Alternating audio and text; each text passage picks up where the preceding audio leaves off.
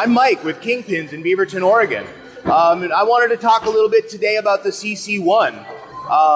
We just installed it. I was extremely impressed at the dirty water dump, especially after we mopped some floors this morning and then went over it again with the CC1.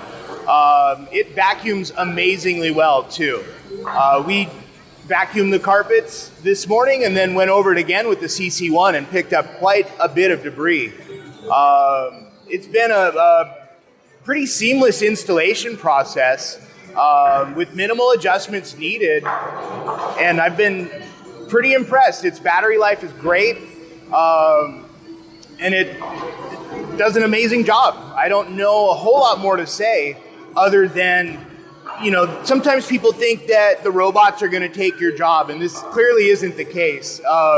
We partner with a local group called CTP is the local group that we partner with, where they bring in young adults and teach them skills and organization and tasks to introduce them into the workforce.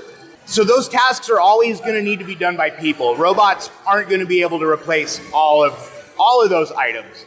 And we really look forward to running this machine, and our janitorial team will be freed up to take care of other more important tasks at the same time. So we can run both of these teams together and accomplish so much more.